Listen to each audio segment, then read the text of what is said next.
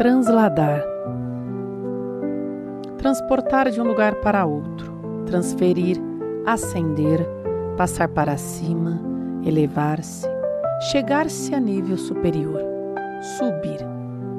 O Espírito disse por Jesus: estando dois em um campo, um será levado e o outro será deixado. Estando duas numa moenda, uma será levada e a outra será deixada. Novamente o Espírito disse por Jesus: eu sou a ressurreição e a vida. Quem crê em mim, ainda que esteja morto, viverás. E todo aquele que vive e crê em mim, nunca morrerá, mas passou da morte para a vida. Em verdade vos digo, quem ouve a minha palavra e crê naquele que me enviou, tem a vida eterna, e não entra em juízo, mas passou da morte para a vida. Obviamente que a Escritura trata-se de metáforas. A consciência de Enoque foi transladada e não viu a morte da sua carne. A consciência de Elias foi levada ao céu por uma carruagem de fogo, mas a sua capa, que era a sua vestimenta carnal, foi deixada. Quem armou uma ressurreição carnal para Jesus foi o imperador Constantino, porque ele acreditava nisto. Mas a verdadeira ressurreição não se faz na carne, mas sim no Espírito. O segredo não está só no acreditar, mas sim na realidade do que é. Hoje também o Mar Vermelho se abre à frente de quem quiser passar. O deserto que nos leva à próxima etapa da vida também está à nossa frente, e ninguém está impedido de passar por ele. Mas se diz que por este caminho temos que enfrentar leões, gigantes, fornalhas e muitas batalhas contra inimigos de todas as espécies. O importante no caminho da vida é a consciência estar ciente dos contrapontos do que possa nos acontecer. Mas de verdade mesmo, nós não estamos sozinhos, mas andamos pelo Espírito de Deus. E o próprio Deus disse que se ouvirmos o seu Espírito, que ele seria inimigo dos nossos inimigos e adversário dos nossos adversários.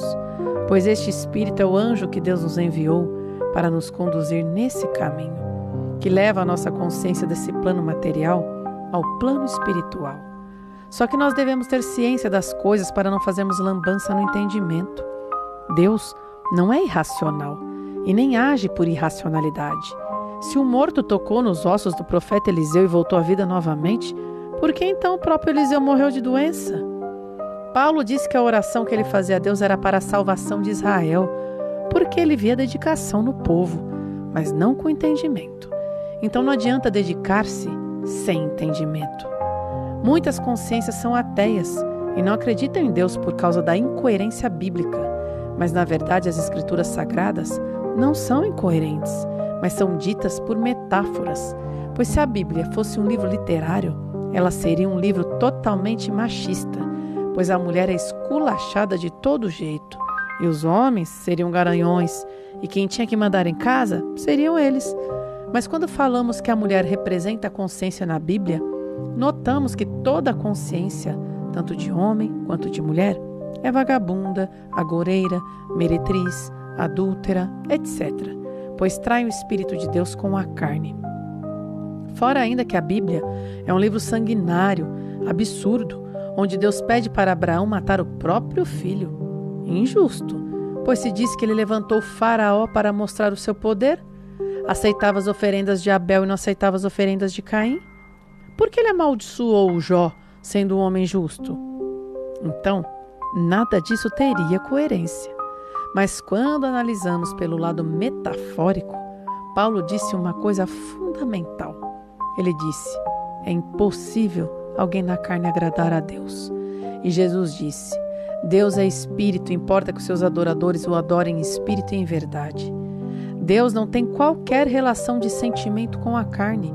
Inclusive na carne, somos criações descartáveis, mas a única ligação que Deus pode ter com o ser humano é o de função. E nada que seja absurdo ou incoerente na Bíblia é literal, mas tem um significado, uma alegoria perfeita e totalmente coerente em nós. Sendo assim, o arrebatamento ou a translandação é espiritual e não carnal. A consciência passará do plano material ao plano espiritual e não verá a morte, pois conclui o propósito de Deus em si. E o resultado disso é a vida eterna da consciência, a verdadeira ressurreição, o nascimento no plano do céu.